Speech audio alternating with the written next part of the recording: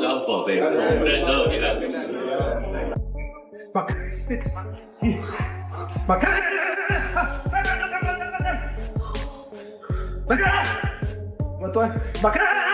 Not naturally as big a man as those other welterweights. So start there. That's a fair point. He moved up in weight, Barrios.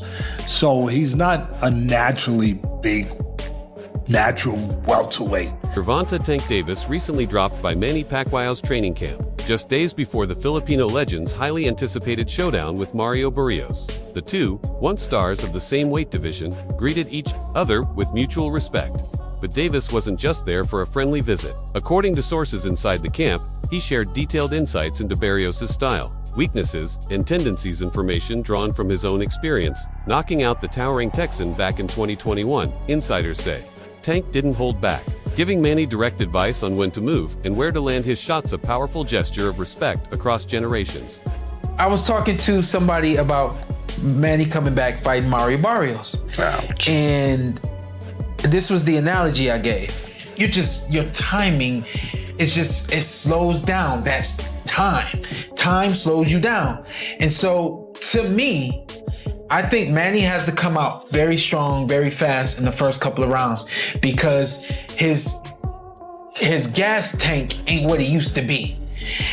At 46 years old, you come out and let's just say hypothetically your gas is half full at 46 years old. I'd rather try to use that half tank when I got something in 2 or 3 rounds. Yeah. And really get off on this kid because he has the kind of style. Styles make fights. He's got the perfect style for Manny to do what he do. But the further that fight goes, the more that's gonna go down. He ain't young no more when it does this. It ain't gonna do this no more. It ain't gonna go down and then come back up. He not gonna create space, take a deep breath, and that thing shoot up the way it used to. He ain't gonna do that, you know what I mean? At 46, Pacquiao has reunited with Freddie Roach and his longtime coaching team, bringing back the same circle. That helped drive his legendary 8-division title run. This time, though, the intensity is balance-focused and measured, with full awareness of the years that have passed.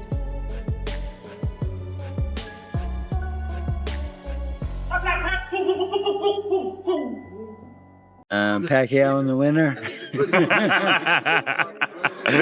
Well, look, Freddie, I appreciate your time. Manny's wife will get mad at me for saying that. You're trying to drag him back out. No, because I talked to Manny on the phone, and he wants to fight one more time. He wants to fight one more time. He does.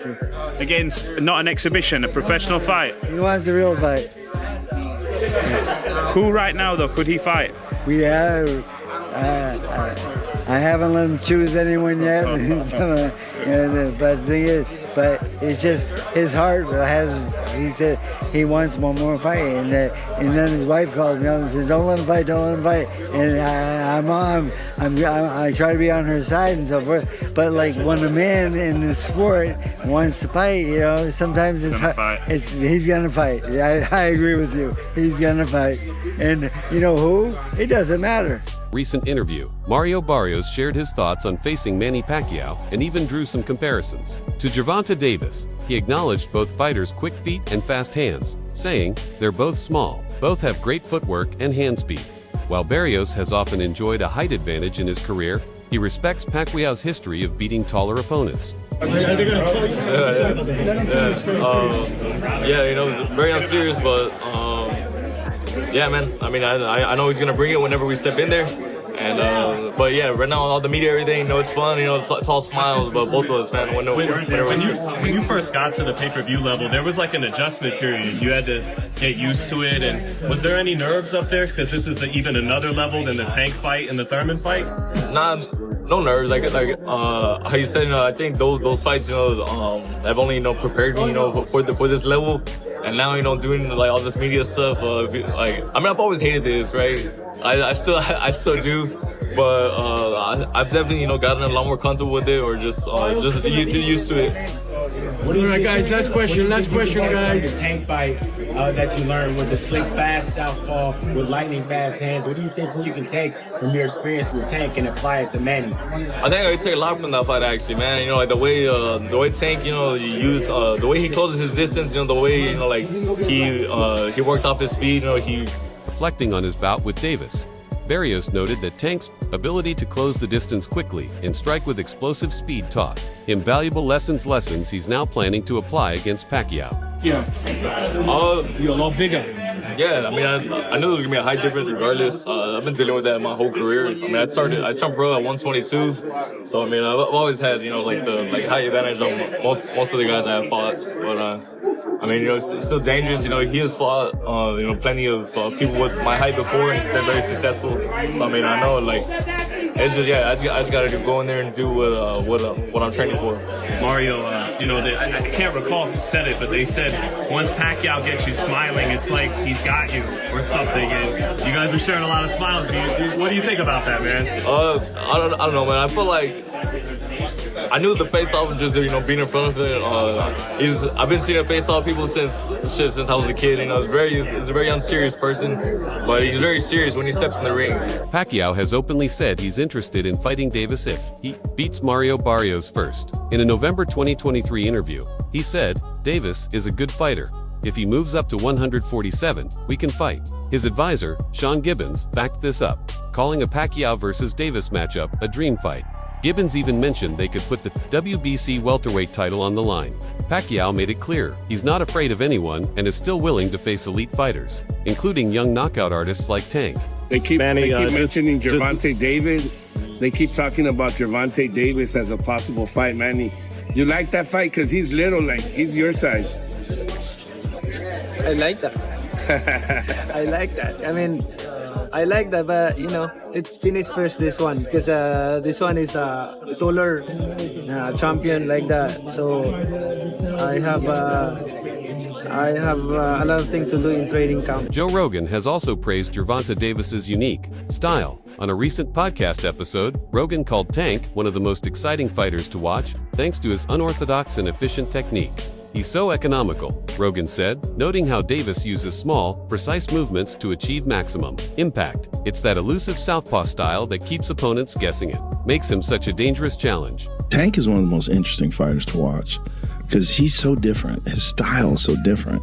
You know, he's so economical. Like, he puts pressure on guys without throwing too many punches, and then starts to figure holes out, and the way he can explode and move in with one shot, my God. Yeah, he very explosive, and he be cracking them dudes.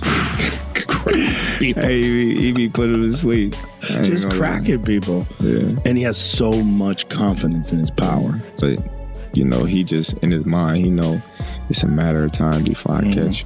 Analysts often compare Davis's explosive, compact power with Barrios' rangy, versatile style. In their fight, the 5'5" southpaw Davis landed 45% of his power punches, dropped Barrios 3 times, and closed the show with a dramatic 11th round TKO, though Barrios used his height and jab effectively in the early rounds.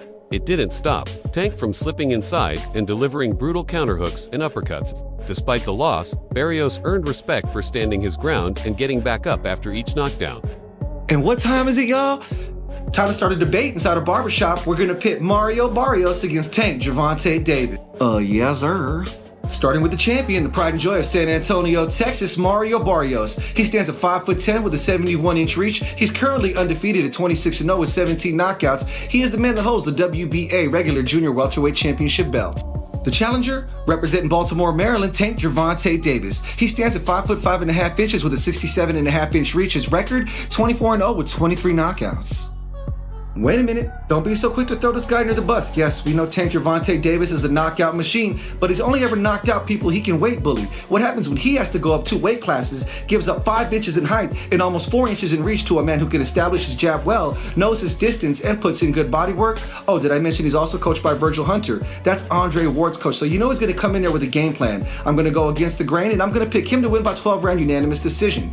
What do you think? Tim Chu shared a blunt opinion about Pacquiao's comeback fight with Barrios. After the press tour, the former WBO champ said he doesn't think Manny can win, mainly because of his age. Barrios is a beast. He's 30 years old. It's a tough challenge for Manny, but Chu also added, it wouldn't surprise me. If Manny pulled it off, he's full of surprises. I think Barrios wins. I think young, and it's hard with age.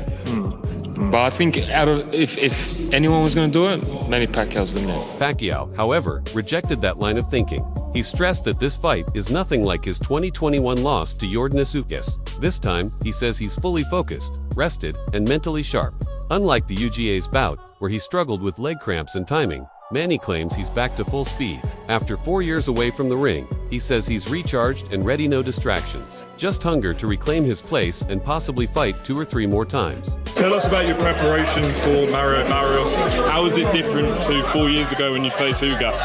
The different, I'm more focused right now. No distraction, I really focus on the whole training camp and focus on stamina, focus on techniques. He is a champion. He is a fighter that, we cannot underestimate him. He's taller than me. He has the advantage, but, we prepare for that. Just watch on July 19th. It's going to be a good fight. Rumors have long swirled mostly from Floyd Mayweather camp about Pacquiao possibly using performance-enhancing drugs before their 2015 Mecca fight. Mayweather demanded strict USADA-style testing, questioning Pacquiao's ability to rise through so many weight classes with consistent power. Pacquiao pushed back hard, even filing a defamation lawsuit and offering a $5 million fine if he ever failed a test. Nevada officials confirmed he tested clean before and after the fight. The legal dispute ended in a settlement, with team officially retracting their accusations. Manny's a generational, talented fighter, but I don't feel like, he did it on his own. I don't think Pacquiao took steroids. Really, the Mayweathers questioned it and drilled them on it, and that made people pick a side. I can't say that means Pacquiao was on something. And the reason why is because Pacquiao may have been the most tested fighter of all time. He never failed a test. Floyd did. So you're talking about a situation where now you're just saying he's so good that he must be on something. But number 2, Crawford said Pacquiao was knocking everybody out until he took the test. That was a damn lie. Pacquiao power went down after he went up. Pacquiao didn't knock out anybody at welterweight. That had nothing to do with the test. He went up and he ain't knocked anyone out at welterweight. He knocked out Ricky Hatton. That was at 140. Floyd knocked out Ricky Hatton. So that doesn't say that Pacquiao had steroid power. He wasn't knocking out anybody. Yeah, he was beating them up. Respected boxing analyst Teddy Atlas weighed in on Pacquiao's comeback, expressing both admiration and concern, while recognizing that legends like Manny often get fast-tracked back into big fights. Atlas warned about the risks of age. Some people get to skip the line, he said, but the problem is where he is physically. God forbid something happens to him at this stage. Atlas respects Pacquiao's legacy, but emphasized the need to be realistic about aging in the sport. So you want to go and use that. How old was Leonard at that time? Leonard was only 32 years old when he fought Hagler. Yeah, he'd been inactive, but he was only 32. Pacquiao's 46. So right there you could, it ain't a good comparison. It sounds good. It sounds good, yeah, because Leonard did come back. Leonard did win a very close fight, a controversial fight, but a great fight. And Leonard was great. There's no doubt about it. And he cut the line. He earned it. Leonard, you could say, and you could say Pacquiao earned the right with all his greatness to cut a lot of lines. Yeah, I see it all the time. The other day I was at a benefit. The foundation was given something by St. Philip's Church, 155-year-old church, great church, do great work in the community. I sure as hell didn't know I was going to be talking about this. And they gave us an award for helping them in the community, what the foundation does. We don't need an award. We're privileged that we can help. But people feel they inclined to do that, fine. It's very nice. And your mom asked for a drink. So I went up to the bar to get a drink. I didn't realize that there was a long line. And so I went right to the front, not understanding that I passed the line. And then a friend of mine said, you cut the line. And the whole line said, Teddy, that's okay. I said, no, I didn't realize I cut the line. I'll go back. So I went back, I waited in line. But they were gonna allow me to cut the line. I guess because I'm handsome. I guess because I had a nice suit on. I had a nice tie. Whatever. But out of some kind of respect, which I really appreciate, whether I deserve it or not, they were letting me cut the line. So I understand that some people get the privilege, they get the respect, the allowance of cutting a line. Barrios described his first face-off with Pacquiao as surreal. It was weird standing in front of someone I grew up watching. He said, even though Pacquiao smiled during the stare down a move, some saw as psychological warfare. Barrios wasn't rattled. He said Pacquiao may act playful outside the ring, but once the bell rings, he becomes a completely different animal. Yeah. You're a lot bigger. Yeah, I mean, I knew there was gonna be a height difference regardless. I've been dealing with that my whole career. I mean, I started pro at 122, so I mean, I've always had, you know, like the height advantage of most of the guys I have fought. But I mean, you know, it's still dangerous. You know, he has fought, you know, plenty of people with my height before, and he's been very successful. So I mean, I know, like, it's just, yeah, I just gotta go in there and do what I'm training for. Mario, you know, I can't recall who said it, but they said once Pacquiao gets you smiling, it's like he's got you or something. And you guys were sharing a lot of smiles. What do you think about that, man? I don't know, man. I feel like I knew the face-off just, you know, being in front of it. I've been seeing a face-off people since I was a kid. You know, he's a very unserious person, but he's very serious when he steps in the ring. Hey Mario, how's it gonna feel like you get in there? Let's say you do win. The question was, are they gonna call you? Yeah, you know, very unserious, but yeah, man. I mean, I know he's gonna bring it whenever we step in there. And but yeah, right now all the media, everything, you know, it's fun. You know, it's all smiles, but both of us, man. When you first got to the pay-per-view level, there was like an adjustment period. You had to get used to it. And was there any nerves up there? Because this is even another level than the Tank fight and the Thurman fight. No nerves. Like how you said, you know, I think those fights, you know, have only, you know, prepared me, you know, for this level. And now, you know, doing like all this media stuff, like, I mean, I've always hated this, right? I still do, but I've definitely, you know, gotten a lot more comfortable with it, or just used to it. All right, guys, last question, guys. The Tank fight that you learned with the slick, fast southpaw with lightning fast hands. What do you think you can take from your experience with Tank and apply it to Manny? I think I could take a lot from that fight, actually, man. You know, like the way Tank, you know, the way he closes his distance, you know, the way, you know, like he worked off his speed, you know, similar size. I think Pacquiao might be a couple inches taller. What about you? Who do you think has the edge when they step into the ring? Let us know in the comments below.